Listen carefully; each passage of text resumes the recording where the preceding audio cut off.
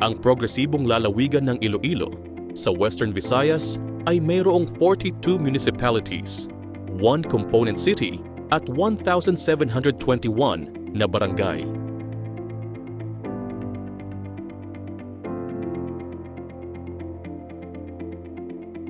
Pinamunuan ni Honorable Arthur R. Defensor Jr., ang gobernador ng Iloilo at Department Head ng Provincial Population Office, Attorney Ruel Von Superior.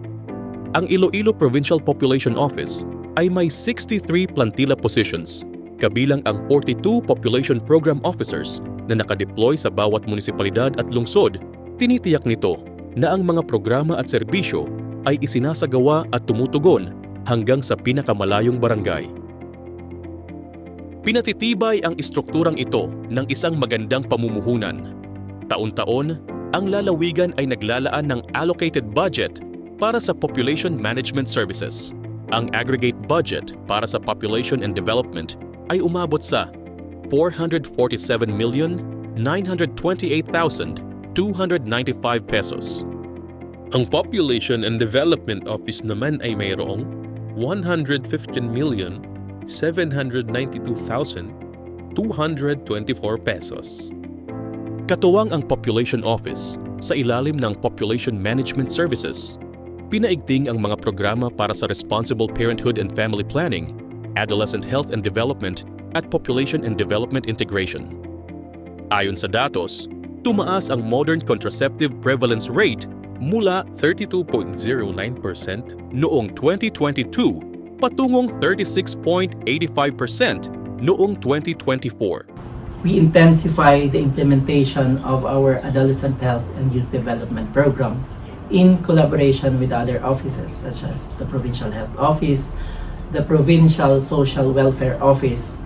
One intervention that we do is the Teen Center project, which caters not only on the risky sexual and non-sexual behaviors of our youth, but on the total development or the holistic development of our youth in our communities. Sa patuloy na pagpapatupad ng mga programang pangpopulasyon at pagpapaunlad sa lalawigan ng Iloilo, katuwang pa rin ang mga health workers and service providers sa pagbibigay ng mga serbisyo tulad ng pang-family planning.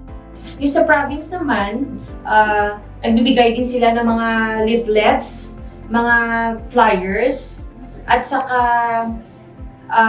mga commodities, like sa mga family planning commodities natin, condom, IUD, PSI, pills, para hindi na madagdagan yung pagbuntis ng mga kabataan. And I chose NSV. I think there is more fear and prejudice around the NSV as a viable option for family planning.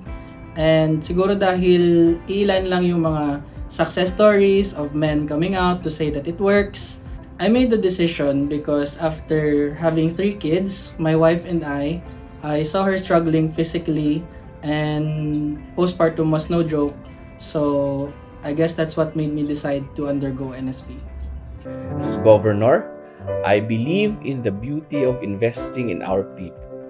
We need to believe that the people of Iloilo Province have so much potential and are capable of achieving many things to make a difference today.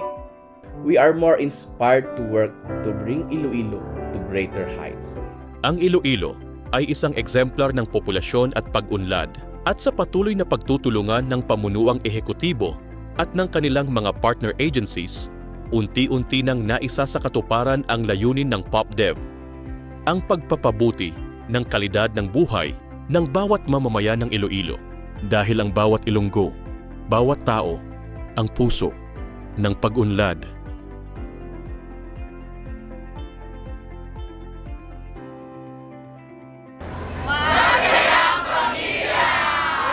Para sa matatag, maginhawa at planadong pamilyang Pilipino,